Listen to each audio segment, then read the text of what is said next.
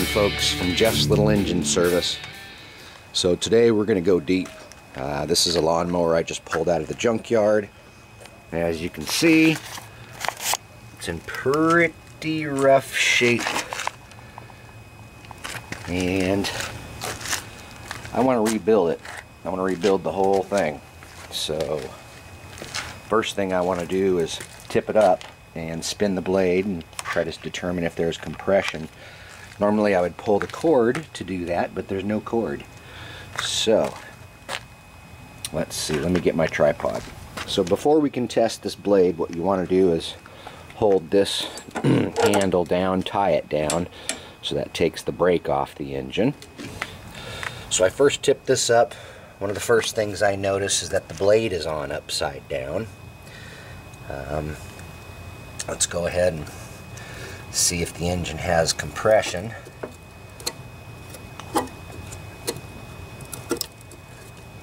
And it kind of feels like it might have some compression still. The next thing I want to do is get it on a nice flat surface and check the oil. If there's oil in it, most likely the engine is still good. That's my determination process for that. We're on fairly level ground. Wipe off the okay. So there's your clean dipstick, and let's go ahead and dunk it in here.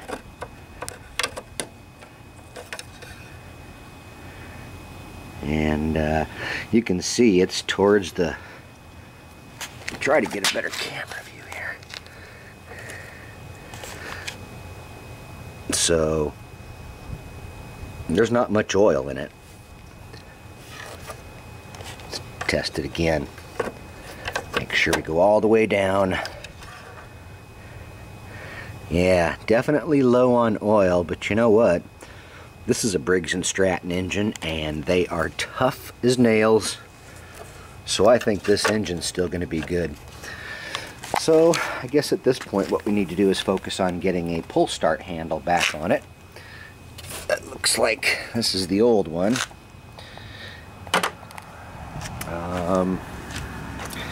Alright, let's get into it. It looks like we usually need a screwdriver to take this off, but it looks like this one just kind of pops off. I'll grab a screwdriver to get down in there. Yeah, so this is going to be a full rebuild, folks. I'm going to probably have to go through everything on this lawnmower. At least I like to, so I know everything's good. Looks like someone else has been in here because there is supposed to be bolts here to hold it down. Hopefully they didn't screw it up.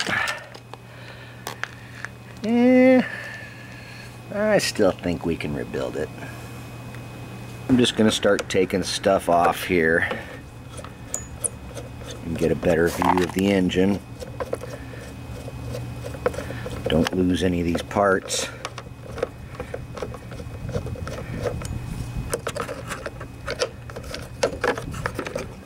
The carburetor looks pretty damn dirty.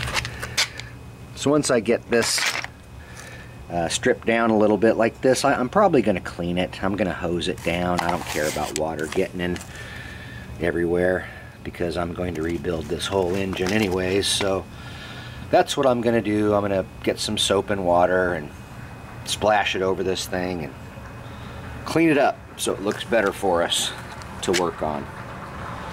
All soaped up. We're going to let it sit for a while before I blast it off.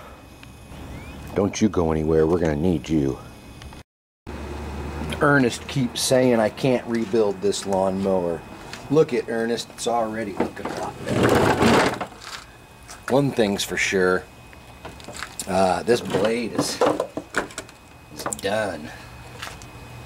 You've got big chunks of metal coming off here. I don't know if that's coming off the deck or the blade. The blade is on upside down, as I said. I don't think I'm going to reuse this deck, but I do want to see if this engine's good, so I'm just going to try and get it going, and once I get the engine going, I'm going to take it off this piece of crap lawnmower and use it on a better one. Take that, Ernest. To get to the starter rope, we do have to take off the gas tank and the engine cover. You need a 5/16 socket, and I believe a 3/8 socket to do that. You have 3 bolts here, 1, 2,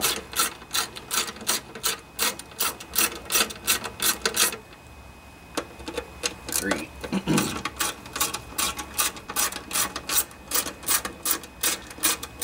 You do have another gas tank mounting bolt over on this side, and that's a 3/8. But usually you don't have to loosen it up to get the gas tank just to fold back like that. And now we want to take off the oil spout, or at least loosen it. That's another 5/16.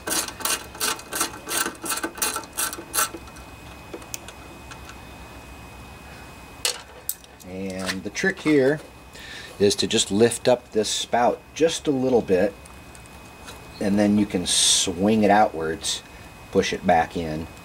You can see there's a little hole right there that it sets in, so you pick it up, turn it out, push it back in, and you're good. So you have 4 3/8 bolts holding on this whole cover, 2 in front and 2 in back here. Hoping you can see that good. Right down behind the oil spout.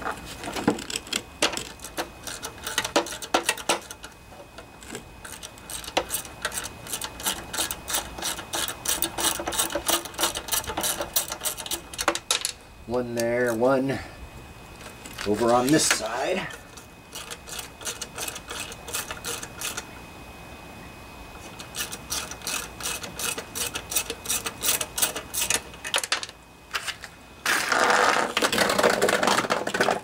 And then it looks like there's 2 in front as well.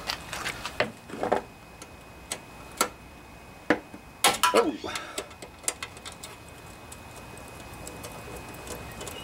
Not quite sure what's going on with this bolt here. Looks like that's a 7/16. Let me grab that. Maybe it was stripped out at one time, so the guy went with a 3/8 or a 7/16. It looks like someone had worked on this engine before, which is usually a little scary for a mechanic that knows what they're doing. Hopefully whoever worked on it didn't destroy too much stuff. So at this point, this whole engine cover will lift right off of here.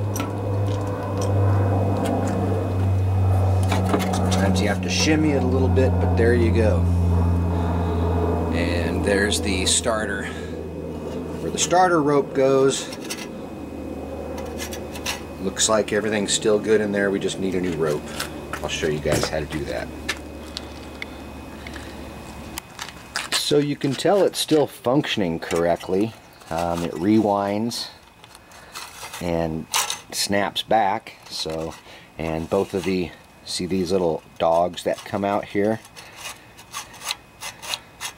So you know that's good. So I think this component is good. I'm going to go ahead and spray a lot of lubricant down in there where the spring is and down in here. And let's see about replacing this. You can see that's where the rope is right there. I'm going to grab some pliers and pull that sucker out. So here's how to rewind your starter for your pull start. You can see the spring's still working. The little dogs are still coming out. These little white pieces here. I've already pulled out what was left of the spring. But now we need to wind this. And I think I usually wind it about 7 times. So I just like use this point here and turn it 7 times, and when I get it tight, I'll stick a screwdriver down through it to hold it in place. So let's see here. We got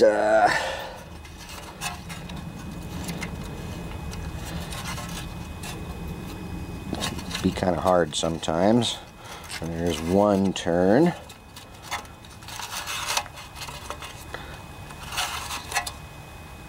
Two turns.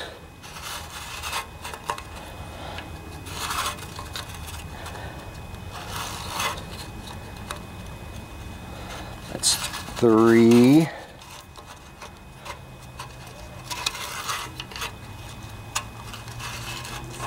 Four. Looks like at about 4, this one's getting pretty tight. It seems like normally I do it 7 times, 6 or 7 times, but since 4 is tight, I'm going to put the screwdriver in place, lock it in position, and now we have to run the string through.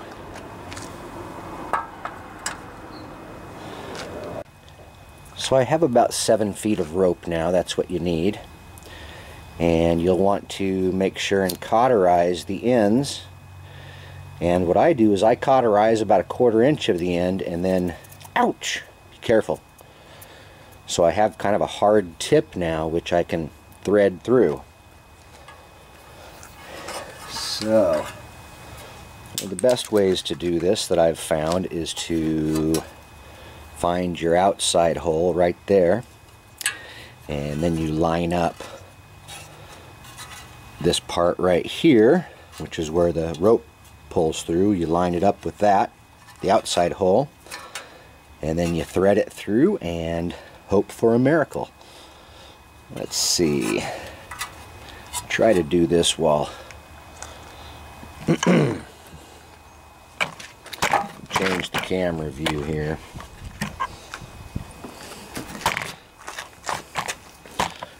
Okay, there we go.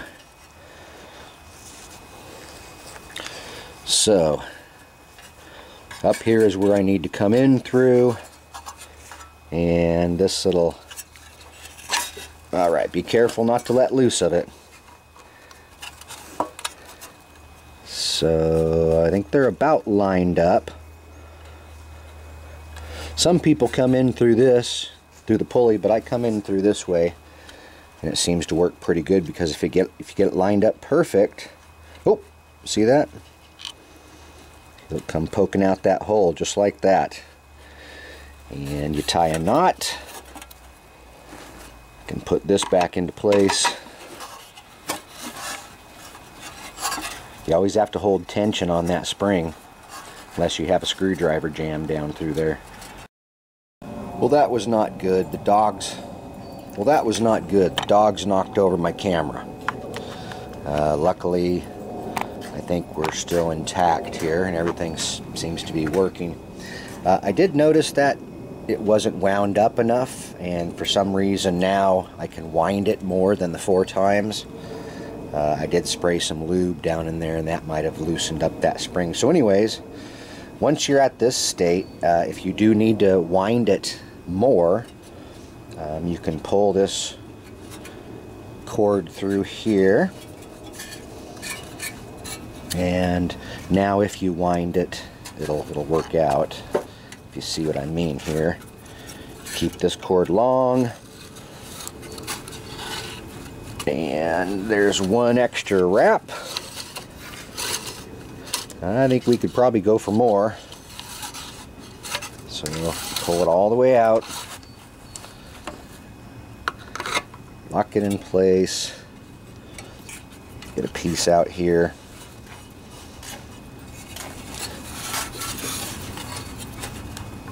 Oop. Make sure not to let that thing go flying. Alright, there you go. You wind it. I'm going to try to get 2 more winds out of it. Yep. So that ends up being like 6 or 7 winds on this thing, which is normally how I do it. I'm not sure why it wouldn't allow me to do that the first time. The spring must have been bound up in there or something. But don't let go of this rope, because it'll suck it all the way in now. So you want to make sure to get yourself a handle on this end now. I think we're good. Let's test this thing out.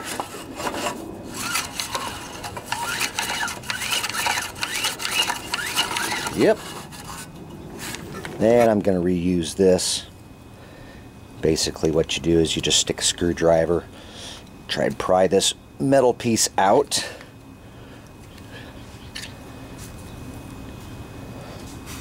Careful. There we go. And that's what you got here and what you got there. You put the rope up through here, through the hole there, tie it, put things back in, and you're good to go. So while I'm at this stage, I think it would be a good idea to gap the coil. It's easy enough.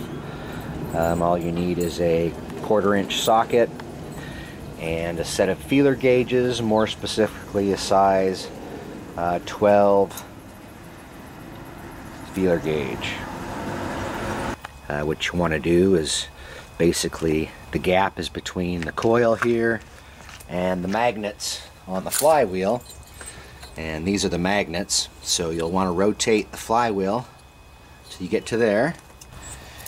And it looks like this side is pretty well, the 12 slides in and out with a little bit of resistance, so that side set pretty good. This side I think is a little tight because I can barely get that 12 in there. You know, it might just be rust. Let me see. Yeah, you know, I think that one's set pretty good too. That's my 12, and it's sliding in and out with slight resistance.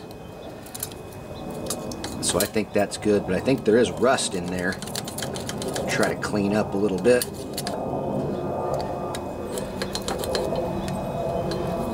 Couldn't hurt anyways. So yeah, if you had to gap the coil, you'd loosen up these two nuts or these two screws and basically just set each side at 12. And when you retighten, be very careful. These are very easy to strip out. They're 1/4-inch, really soft metal screws, so be careful. So we have the starter cover done. We have the coil gapped, and we do feel like we have compression here. I think it might be time to take off the fuel tank, clean it out, and empty it out, and then start take a look at what the inside of the carburetor looks like. These fuel lines are pretty gross, so I'm sure I'll have to replace those. There we go. And then a 3/8, like I was saying earlier, in the back here of the gas tank to get the gas tank off. And that nut's located right there. Or bolt. And there is a spacer, a plastic spacer in behind, so you don't want to lose track of that. See right here. So a very, very important part of small engine repair is to make sure the fuel system is clean. The fuel tank, fuel lines, and carburetor. So I'm going to start by filling this tank up with soap and water, swishing it around, making sure it's completely clean, and then most importantly, completely dry before I reinstall. And I'm going to go ahead and replace the fuel lines too. They were looking pretty, or the fuel line looking pretty deteriorated. Next we'll get into the carburetor. Take off the air filter cover. It's a 5/16, or you can use a screwdriver.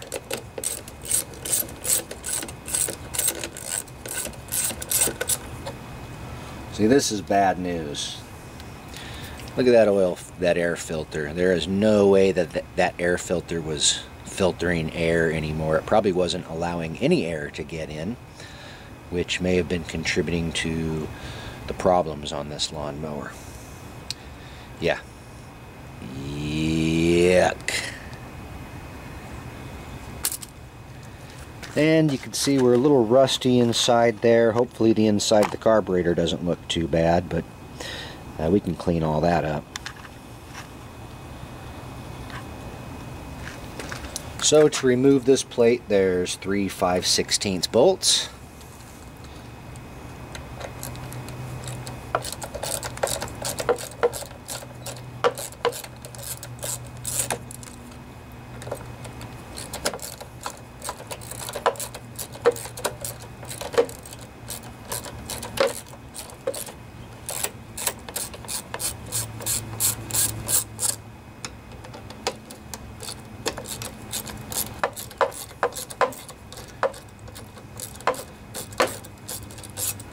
So with 3 bolts, the air cleaner mounting plate comes right off. And there's a hose back here, the breather hose, you just have to pull off. It usually just pulls off. There we go.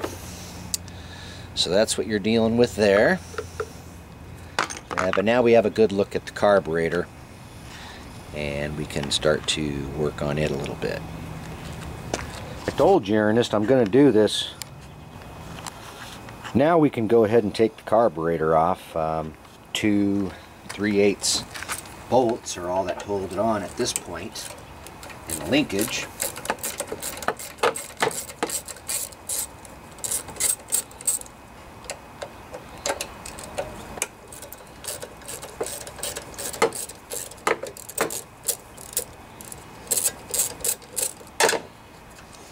Right, so now the carburetor just comes right off, but we have to get it off the linkage. To get it off this linkage safely, you just rotate the carburetor counterclockwise, and then it just comes right off. Now we're going to take this float bowl off here and see what the inside of this carburetor looks like. Alright, let's zoom in on this carburetor. See what it looks like on the inside.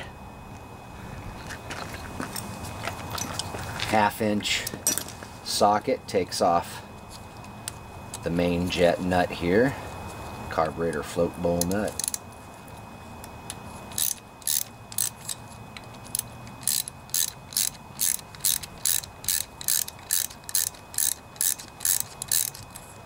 So when you look inside, you get this float bowl off and look inside, gives you a real good idea of what the condition of the carburetor is. So you can see there's a lot of crap in there, a little bit of rust. Not too bad. There's a lot of powder like material in there that definitely needs to be cleaned out. So I'm going to take some time now and with a toothbrush and some carburetor cleaner and whatever else it takes just to clean out all this stuff. If you look, it's just really dirty, a bunch of powdery residue, but we can clean that out. And we're also going to want to make sure all these passageways are clean, and we'll be cleaning out the float bowl as well, making sure it's spotless. And we'll want to make sure the main jet here, that all the holes in it are flowing freely. One of the things that's really important when cleaning out carburetors is to make sure they are as spotless as possible on the inside. So I'm going to spend quite a bit of time just scrubbing this, and sandpaper, whatever you can use to scrape off all this rust and crap that's in there. Now if you look down into this hole, you'll see that red O-ring, and that's something that needs to be replaced every so often in these carburetors. That's the needle seat. I might reassemble this carburetor without replacing that after I cleaning up, just to see if it is still functioning. If I'm still having carburetor issues, then I will have to take this carburetor apart again and replace that. Or I might just do it now. I haven't decided. So I use a lot of different tools to clean out the insides of the carburetors. All sorts of brushes, pipe cleaners, stiff wire, not that, toothbrush, brass brushes, narrow screwdrivers, whatever it takes to get down into all the nooks and crannies here and clean out all this corrosion that has occurred.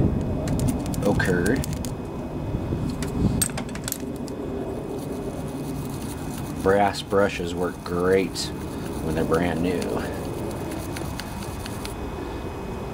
Yeah, so you get off all the loose flaking material, get it as clean as possible, and reassemble. I think I'm going to go ahead and remove the needle seat, show you folks how to do that. It's a pretty easy procedure. It's about a $6 or $7 part, and it's worth doing. Carburetors need to be rebuilt like that every so often, 5 to 10 years, depending on how well taken care of it is. And I have a little tool right here that got from Tecumseh, and it pulls these little buggers out pretty easily, normally. At least on Tecumseh carbs it works pretty good. If you can't get that little piece of rubber out of there, you can use whatever, a pick. This one's not coming out, being stubborn, coming out in pieces. Sometimes they come out in pieces. I'm gonna go grab a pick to get that thing out of there. So, a good old-fashioned pick here. I think we can get in there. Don't want to scratch it up too much in there. It's pretty sensitive areas. That's where all your fuel flows in.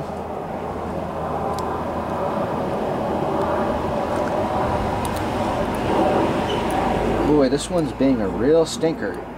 Oh, but I finally got it. So that's what you want to pull out of there. And any residue of the one that deteriorated there.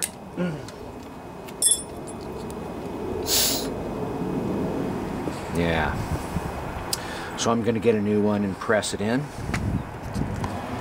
So this is the part here from Briggs and Stratton 398188, and it consists of the needle seat here and the needle itself. Now the needle seat has grooves on one side, so you want to make sure to install that side down. So as always, before you press this new seat in, you're going to want to make sure that it's spotless in there. Put my pipe cleaner down in there. Just make sure everything's spotless. I'll put a little WD-40 or something like that in the hole to help the piece press in. I can still see little orange chunks of stuff down in there. You do not want any sediment left in there.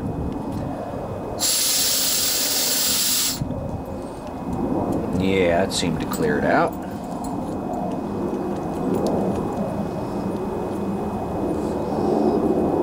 So I'll get this nice and clean, make sure there's no stuff down in there.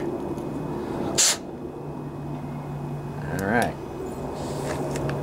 And with this tool, you can just put it on like that. And once again, the grooves go down. And I'll just put a little WD-40 on here. Press it into place.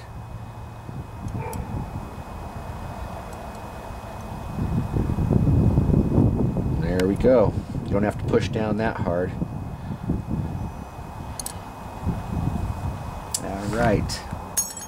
And so we want to use our new float needle as well. We can discard that. And I still have some cleaning to do on the inside of this carburetor.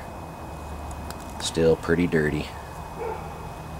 So I'll get some wire and scrape it. Whatever I can get to reach down in there.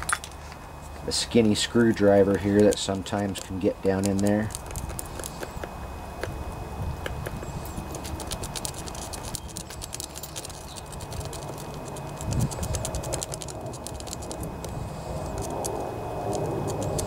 All the nooks and crannies.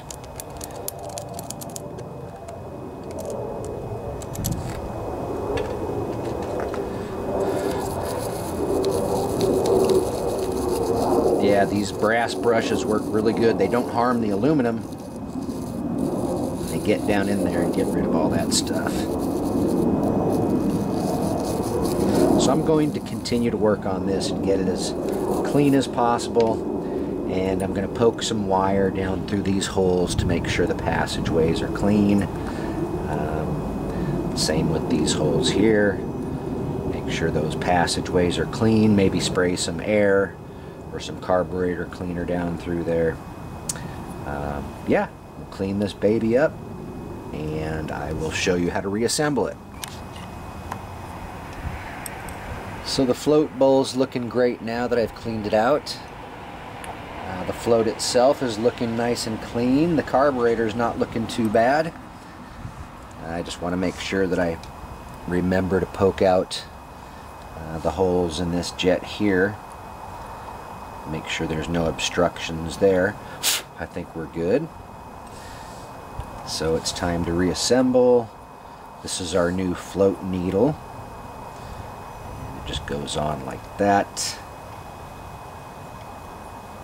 Put it in place, and then your float hinge pin holds it all together.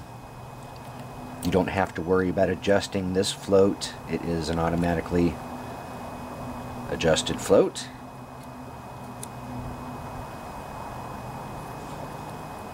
There we go. And it looks like our gasket's still good on here, so I'm going to run with it.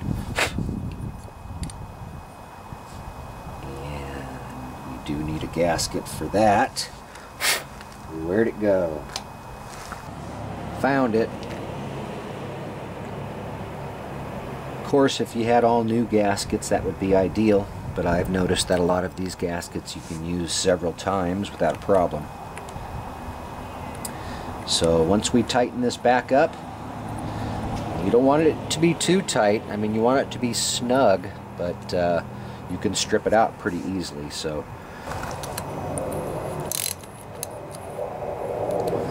not much torque when putting this back together. You don't want to strip anything out.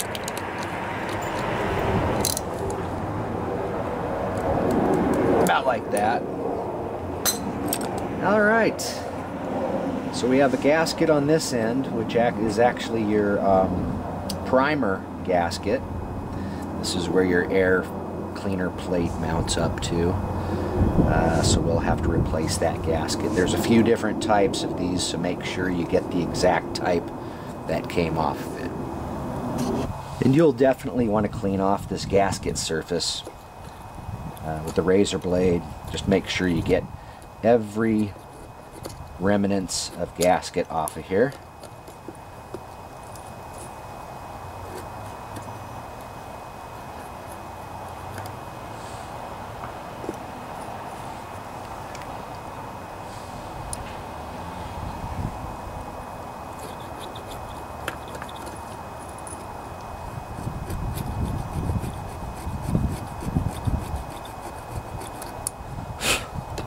Alright, that's looking pretty good. So this is the gasket, and this gasket it's very important to replace because that is what allows your primer button to function correctly on a lot of these models. So that's the one gasket you really do need to replace if you take all of this apart. the air cleaner to carburetor gasket. So yeah, this gasket, basically it goes on the plate here and it just snaps in place. You can see there's little pins on each side that help hold it in place. Here, here, and here. So you just put it in place like this, and we're good to go back together. Now I think we can get this carburetor back on, and I will show you how to do that in case you forgot. So first thing you want to do is rotate the carburetor counterclockwise and put it on the throttle linkage, and then you rotate it, and then you're good to mount it up. There is an O-ring right back here, which you want to make sure is in good condition before you reassemble. That's the gasket for the carburetor to the engine. I don't know if you can see that. I'll focus in on it right there. So you want to make sure that's still there. And we had 2 3/8 bolts.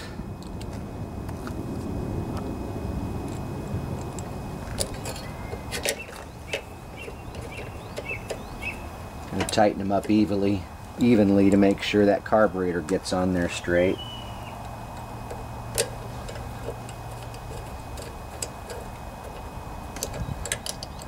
So that was a basic carburetor rebuild we did there, except for replacing the float bowl gasket.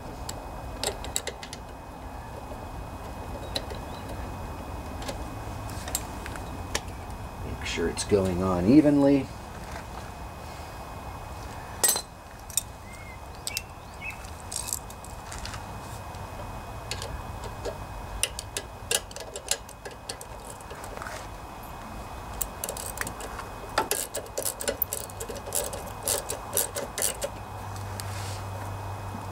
Not too tight, but tight enough.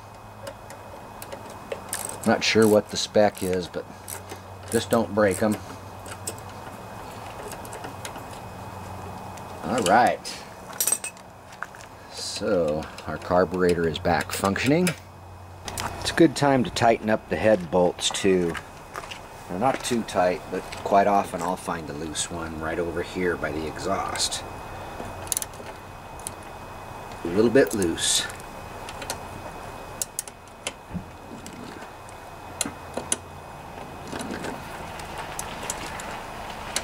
And you just kind of tighten them a little bit. Oh, that one's loose too. In a random sequence.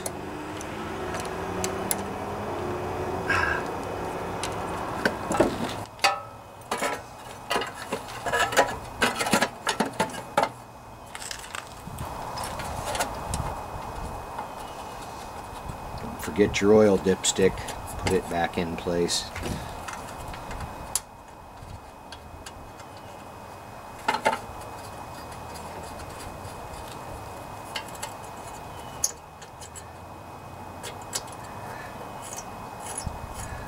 Alright, I'm going to tighten those up. I also put a new spark plug on this thing. Time for the fuel tank. I've already got the engine cover on. I didn't forget to tighten down the dipstick mount screw. Sometimes I forget to do that. Here's the gas tank. It's all cleaned out, all dried out. It's in place like this. We've got the 3 bolts on top and then 1 on the side. Okay, Ernest, the gas tank is now on. Got a new fuel line here, Ernest.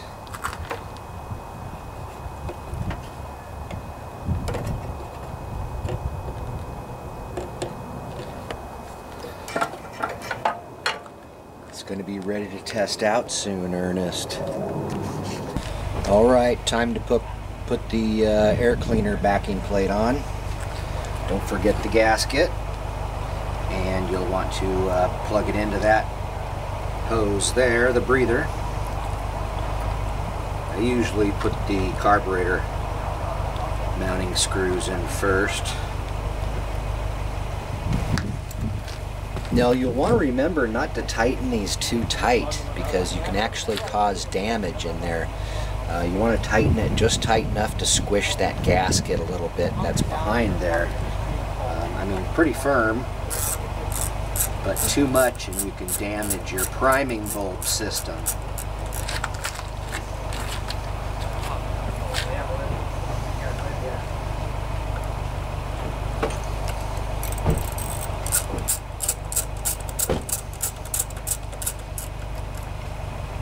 Make sure it's straight on there.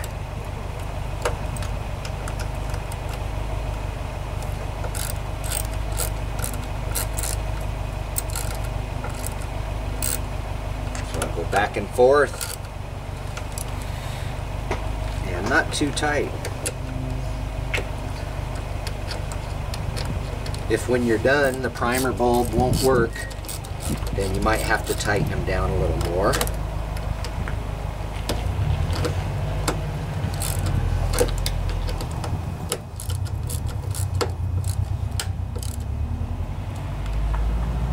Give them one more little snug. All right. So one of the things you can do after you fill it up with gas is you can check to see if that primer bulb is working. And what you do is I just take that piece out of the way. I'll show you. So what I do is I just take this piece, bend it out of the way, and there's a little brass tube that you can see inside your carburetor. I'll get you guys at the right angle to see it. I think we're ready to fill this up. Hopefully we don't have any leaks. And then we can test out the primer. Make sure the primer button's working.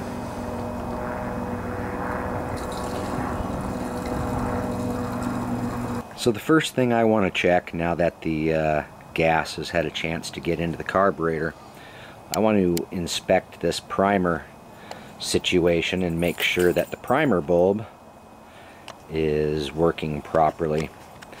And as I said, if you look close, we should be able to see some gas pumping up through there when I push the button. Okay, here we go. 1, 2, 3, 4, 5. Yeah, we're getting gas. So that's good. I think we're ready to try and start this sucker. Let's see what happens here. So I put a blade on there, the right side up, the appropriate length, and let's see what happens.